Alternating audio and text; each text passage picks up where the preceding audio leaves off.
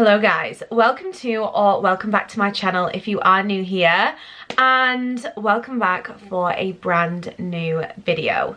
So it's been a little while since I did a sit down video, and I'm not gonna lie, I've got a lot to share. It's currently New Year's Eve and I'm hoping this video goes live today because I want to share with you 23 lessons that I have learned in 2023, because this year has honestly, without a doubt, been the biggest roller coaster and the biggest just emotional turmoil. It's been one of the hardest years that I've ever gone through, and it's taught me a lot. And I feel like having these lessons myself is one thing, but if I can help anyone with some of the lessons that I've learned this year, then I've definitely done my job. So make sure to pause this video, grab a drink, grab a comfy spot, and let's dive into my last video of 2023.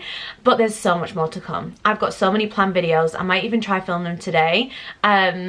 Because yeah, I'm ready to help more women just level up, find themselves. Honestly, I can't even explain the energy that I'm bringing into next year, but yeah, I'm so ready. I am so ready, and I never ever thought that I'd be the type of person that says, I'm ready to see the back end of a year, I'm ready for a new year. But trust me, for once, I actually am.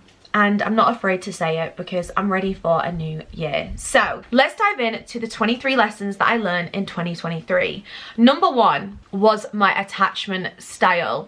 Now girlies or guys, if you're watching this video and you don't understand your attachment style yet, trust me, it's gonna wake you up to a lot of things. And I read this book, I'll pop it on the screen. I'll leave the book linked down below, and it completely allowed me to feel seen and heard, but also understand not only how I need to be loved, but also where my blind spots are as well, that can trigger anxiety or trigger any unwanted experiences and emotions that I don't rationally need to feel. And as someone with an anxious attachment style, trust me, this book helps. And it also really helps you learn how to navigate being in a relationship with your own attachment style, but also what other attachment styles are better suited for you, how to communicate better.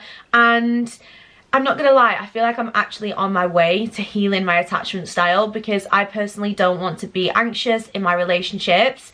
And if I hadn't taken the steps to understand it, I wouldn't have known what to do with it, because I was blind to some of the things that were causing me hurt and upset. So number one is attachment styles. Learn them if you don't know them, and that book will help you with so much as well. Number two is a little bit of a controversial one, and it's getting caught in the personal development trap. Now, what I mean by this is, as somebody that is constantly wanting to do better, I have been in the world of personal development now for 6 years. Way back when I started with The Secret and all of the amazing personal development books, I have read a lot. I have listened to a lot, and I have invested tens of thousands of pounds into personal development.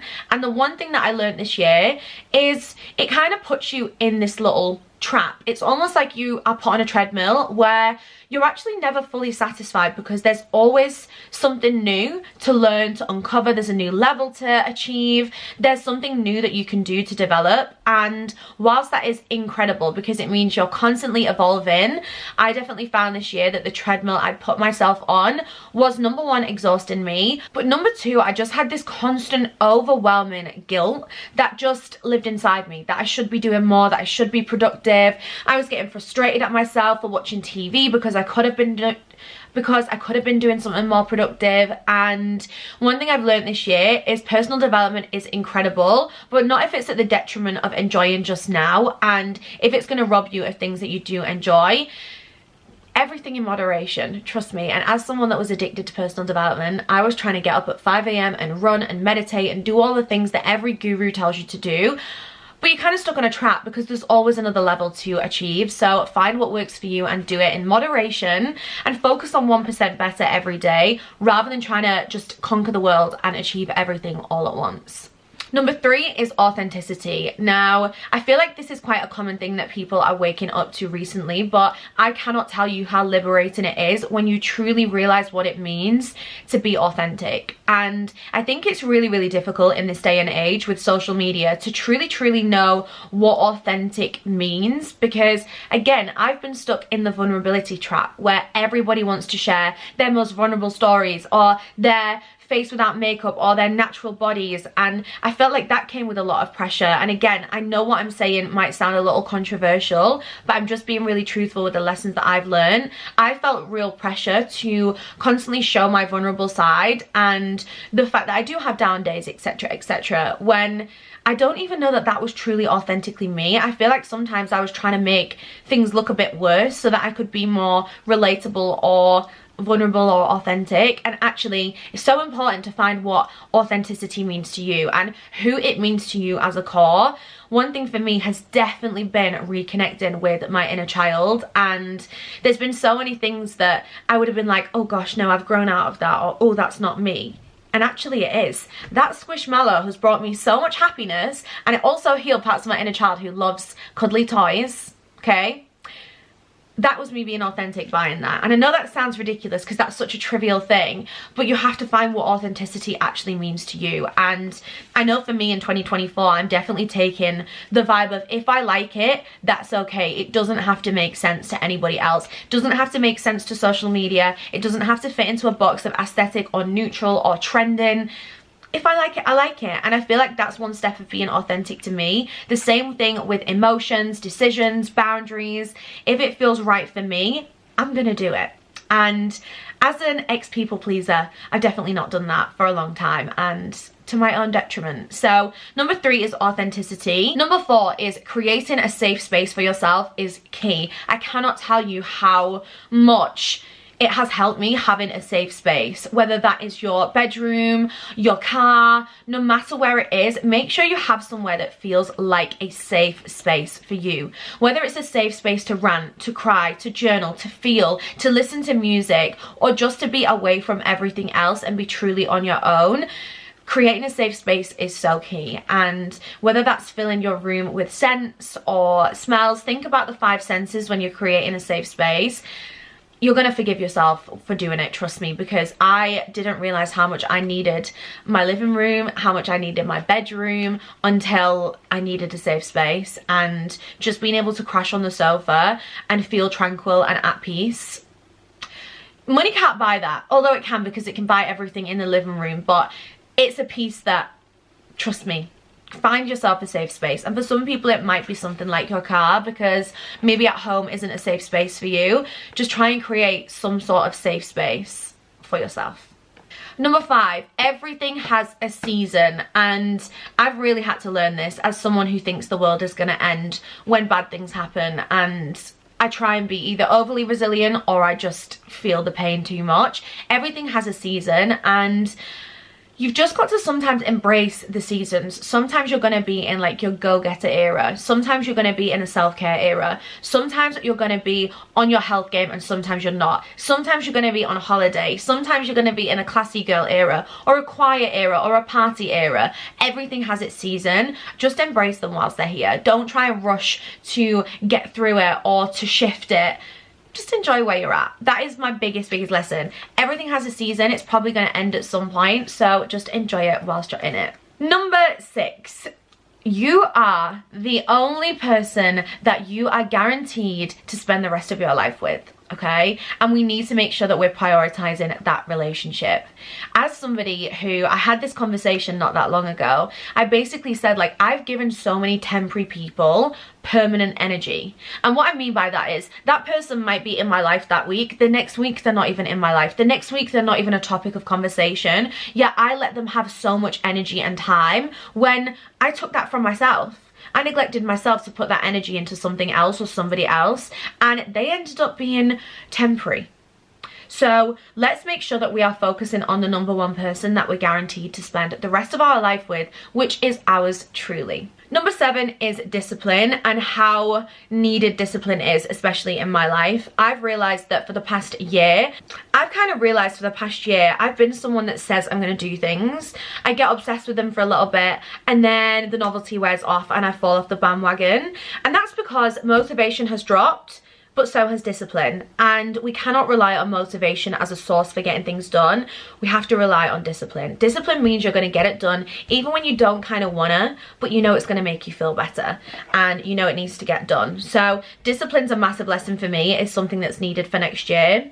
Number 8 is saying no, that doesn't work for me, and being okay with it, okay? Whether that's plans, whether that's conversations, whether that's situations, being able to harness that power of just saying, you know what, that doesn't kind of work for me. That doesn't really work with either my values, where I'm at, what I'm prioritizing right now. It's okay to say that that doesn't work for me, okay? And if you need that lesson, I know there's going to be people watching this, you need that lesson too. It's okay to say, no, that doesn't work for me. Number 9, trying to keep up will keep you exhausted, okay? Trying to keep up with trends, with things that are going on, with topics of conversation, trying to stay relevant or keep up with anything that social media leads is going to keep you exhausted, because there's always going to be something else. It's almost like the personal development trap. There's always going to be a new trend, a new vibe, a new cool, a new whatever, okay? And trying to keep up with that is going to keep you exhausted. And this is where really finding your authentic voice and your authentic style, your authentic self is really going to help you shine. And also stay true to you, because I've tried to keep up. Trust me, I have tried to keep up with the trends, whether it's TikTok trends, Instagram trends, topics of conversation, whatever it is. As someone that's tried to keep up, it puts you on the treadmill. And the one thing that you want to ask yourself in 2024 is this putting me on a loop? Is this putting me on a treadmill? Or is this putting me on a cycle that's going to just keep disappointing me if I can't keep up with it? Okay? Number 10, do what makes you happy. Now, I have definitely struggled with this, but 2023 has allowed me to really own those decisions of just doing what makes me happy without worrying that it needs to make sense to anybody else, that anybody else needs to understand it. Just doing what feels right for me and really, really trusting it, okay? And with that does come a level of being responsible to not be too impulsive or spontaneous, where that decision could really bite you in the bum later on. But if it's going to make you happy, then do it. And none of us are here long enough to spend a life or building a life that doesn't make sense to us but makes sense to everybody else. And I'm big on that. I heard a quote actually last night, and it said, would you rather be at war with yourself but at peace with everybody else, or at peace with yourself and at war with everybody else? And I'm not necessarily saying kind of have this FU energy where you are at war with everybody else, but what is peace with everybody if when you get home you are not happy, you're at war with yourself, you have constant internal conflict because you're not happy or fulfilled? I personally don't feel like we're good to anybody when we're not satisfied or happy. So do what makes you happy. And for those who don't know, I have sold my house. I'm not planning on getting back on the property ladder anytime soon. It makes no sense to anybody else, but it makes sense to me. And I'm really having to own that decision of just doing what makes me happy. So I hope that you guys can bring that into 2024 as well. Number 12. This one actually has changed my life. Read non-fiction on a morning and fiction before bed. The reason being, number 1, when you read non-fiction before bed, the brain is not actually in the state where it wants to then be motivated and learn all of this stuff that's wanting us to improve. We have all probably had that weird 2 a.m, 3 a.m, want to get your life together, yeah? That like weird feeling that you get sometimes in the middle of the night where you just want to sort your life out. We don't really want to be triggering that before we go to bed. Before we go to bed, we want to be dreaming. We want to be using our imagination, because that's the natural state that the brain goes into when we go to sleep and when we dream. So it's better to have your non-fiction and like your self-help, your personal development books in the morning to set the tone of the day, to inspire you, to inspire action, and then the more story books on an evening. This will help you so much. I actually read non-fiction last night and it reminded me why I shouldn't do it, which is why it's a lesson on this list, because I had anxiety. I was so ready, but I wanted to sort everything out. I wanted to see what I could do before I went to sleep, and it just wasn't good for my sleep cycle. So that was number 11. Number 12 is having set days. Guys, I know this is not going to be possible for everybody, but if you can have set days for set focuses, it's going to help so much. So my calendar runs: Monday is a content day, Tuesdays and Thursdays are client days, Wednesday is dedicated to a CEO day. This means no calls with any clients.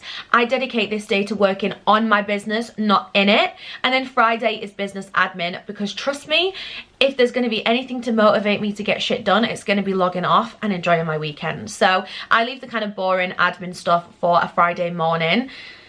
It might be a Friday day, but my hope is that it's going to be a morning, because I'm going to get it done so I can enjoy my weekend. But having set days really helps my brain switch on and switch off what it needs to. I really struggle as somebody who, let's say I'm in a creative flow and then I have to sit and do an admin task. If I disrupt my brain like that, I procrastinate. I'm going to fall off the bandwagon. I'm going to lose focus. I'm going to get distracted, and I'm not going to be operating in my prime energy, because I'm shifting the brain and exhausting it by making it focus on different areas. So having set days massively helps for me. And with that, number 13 is time blocking. So if you can't necessarily set out days for specific things, even looking at time blocking in the evenings, or when you do have that spare time, to just blocking it out for an appointment with yourself, whether it's journaling or self-care, whatever that might be. We turn up to our nail appointments, don't we, when they're booked in? We turn up to our hair appointments, and we respect the time when we're sat in the chair. We don't leave halfway through. We don't just get up and leave and answer a phone call and like forget that we're actually meant to be sat in the chair getting our hair done. And we need to make sure that in 2024, we're respecting our time like that, okay? So time blocking is really going to help you just have that time and space and hold that energy for appointments that you deserve to have with yourself. Number 14, big lesson I learned this year: we're all figuring it out. We are all trying to figure it out. Even adults that look like they have their life together, trust me, they are just figuring it out too. We're all just trying to figure it out. Yeah, we're all trying to figure out life and what it means to us and what's going to make us happy. Okay, so please take the pressure off yourself in 2024. And another thing that I saw, and it actually made me cry, was somebody had videoed their mum taking a video out the window in a car, and it said, "This is your polite reminder that this is your mum's first time experiencing this world too." And that hit me like a ton of bricks, because how harsh have we been on our parents sometimes when we were a teenager and we thought that they didn't understand that life was hard and that only we understood. And it really got me thinking, like, shit, this is everyone's first time. This is everyone's first time experiencing life. Everyone's first time experiencing these things. Yeah, not one of us has had like multiple rounds where we've had the experience. We're just trying to figure it out, and try and take the pressure off yourself, but also sometimes the pressure on other people and the standards that we expect everybody else to hold. It's their first time too. They're trying to navigate it too. They're trying to work out how to play this game called life, which no one has actually cracked, in my opinion. We're all just trying to find out what it means to us. So take some pressure off yourself.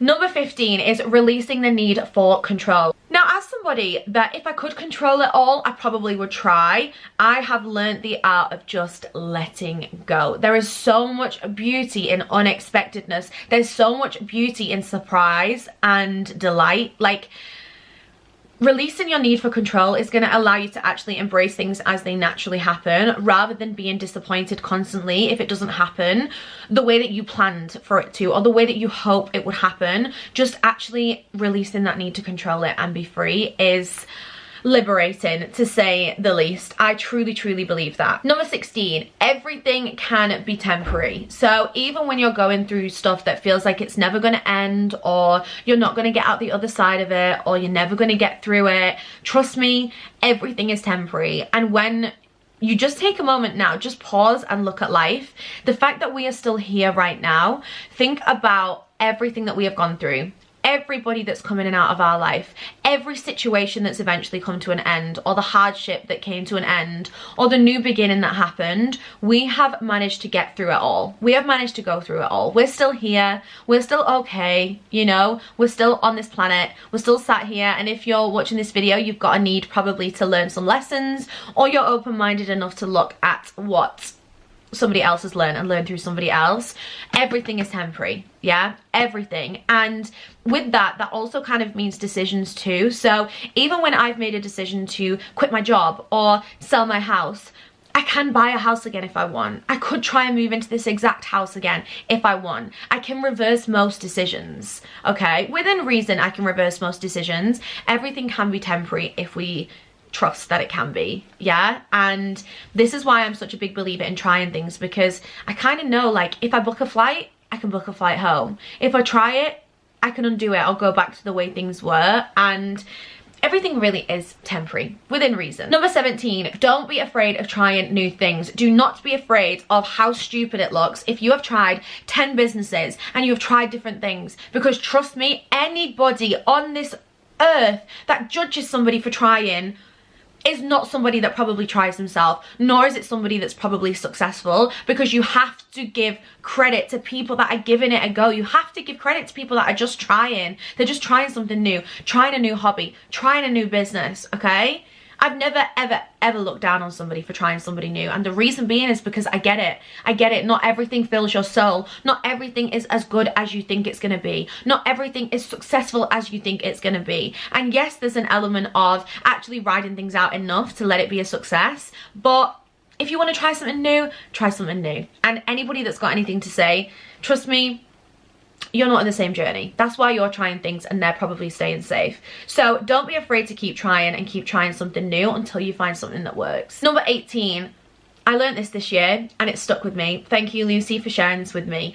Always choose the path of least resistance. And it sounds like giving up, and that's not what it means. But the example that I can give you guys is I was trying to make a retreat work in the UK, and I put it together pretty last minute because a few people had said they wanted me to do it.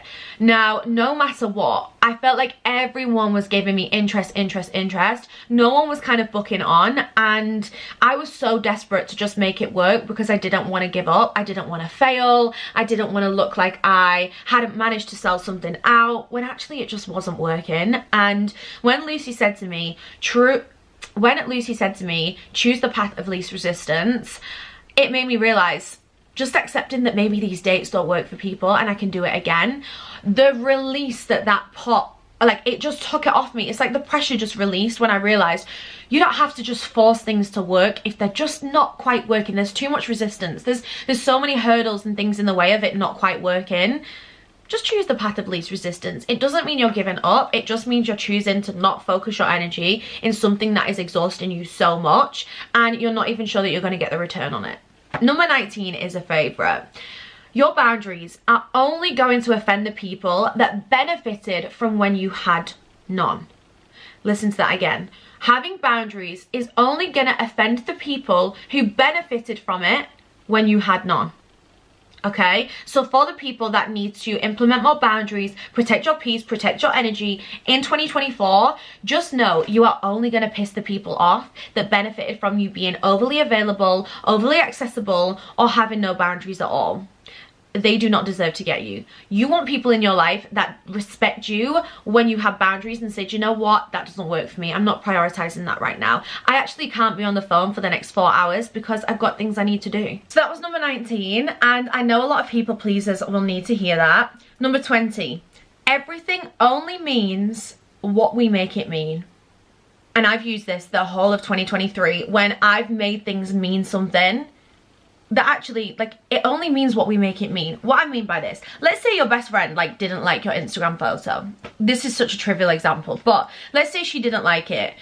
That only means what we make it mean. If you want to make it mean that she's seen it, she's got an evil eye, she's being a bitch, she's purposely not supporting you, that's okay. But that's what you're making it mean, okay? And everything in life, like, I don't know how to describe it, but it only means what we make it mean. Hitting 10,000 followers on Instagram, that only means what we make it mean. Like, what does that actually mean? Yeah? When you actually deep it, what does that mean? Everything only really has the meaning that we give to it. Having a new MacBook only means whatever we make it mean. Yeah? Does that make sense? Like, I don't know how to describe it, but it's been one of my biggest lessons. I don't know why I put it as number 20, but everything genuinely only means what we make it mean. Do you know what I mean? Going to bed at 4 AM every single night, that only means what we make it mean. If we want to brand that as like really bad sleeping pattern, like just lazy the next morning, that only means what we make it mean. To other people it might be the most elite sleep pattern and it's when they're the most productive. So take that into 2024. Especially when you're assessing your emotions and like when things trigger you, like you have the power to make that mean something different or mean nothing at all, and there's power in that. Number 21, putting pressure on yourself or too much pressure will rob you of the now. Trust me. And it's kind of like that personal development analogy where you get on the loop, but constantly putting yourself under pressure is going to rob you of now. The reason being is because you are constantly going to live life thinking that you should be doing something else. You should be doing more. You should be doing that instead. You shouldn't be doing that. You're going to live such a life of shoulds if you keep putting an immense amount of pressure on yourself. And it means that you don't enjoy the now, because whilst you're sat watching Netflix, you're thinking about how you should be doing something else, or you should be tackling 101 jobs. And it's the pressure that you put on yourself to either be a high achiever or a high performer. Pressure will rob you of the now. Pressure really will. Number 22, we're nearly done.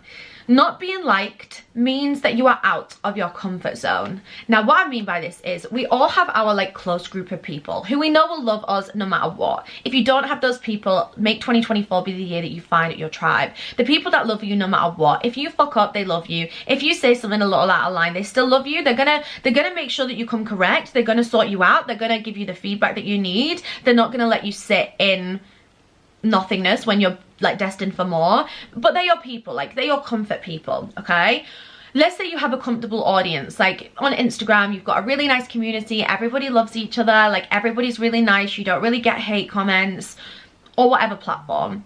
When you start expanding and reaching more people, this means you're reaching people with different opinions, different views of life, different outlooks. You're starting to reach a wider audience. And with wider audiences come more diversity, comes more diverse opinions, more diverse views, more diverse everything, okay? And with that, you then walk into that place where you might not be liked, because you are not for everybody. And the moment that I realized that when I start getting people that maybe don't agree with me or don't like me, it's just because I'm pushing myself into a new audience where there are going to be people that sit there that don't really like me, they don't like my energy, they find me really effing annoying. Yeah, it's gonna happen. People are gonna find me annoying. Sometimes I find me annoying, okay? But it means that you're actually pushing yourself out your comfort zone and into wider places. You are expanding, and that is where you're gonna welcome in potentially people not liking you, okay?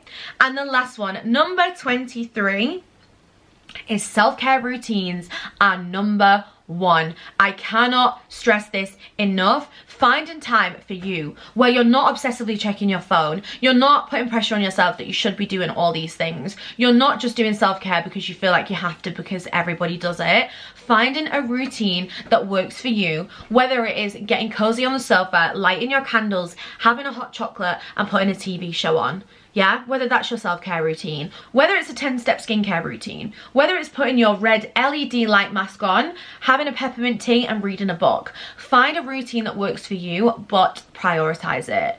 In a world where I feel like there's so much chaos and anxiety just surrounding us all the time, it's so important to find not only your safe place, but also a routine that actually provides you the care that you need. Whether it's rest, whether it's comfort, yeah? Whether it's ringing your mum every car journey home or your commute, because that's your self-care routine. You get to catch up with her, you get a little bit of mum advice. I don't know, it has to be personal to you, but having a routine with it and staying consistent with it and having that outlet that allows you to recharge your batteries is so important. But with that being said, those are my lessons for 2023. I don't know what's going on with this lighting. I honestly feel like we've gone from blue harsh lighting to then like a warm lighting to then back to blue. So if it has kind of gone in and out the whole video, I'm sorry. I don't feel like it's going to get any better because I don't know about you guys, but January and February always seem to be a bit colder than December. So yeah, but anyway, happy new year from me. I cannot believe it's New Year's Eve. I cannot believe tomorrow we are starting the new year. I'm so excited. But I hope you guys did enjoy this video. Let me know if you took anything from it, what your favorite lesson was, or share yours in the comments because I'd love to know your lessons for 2023 as well. And I'll catch you in the new year in a brand new video.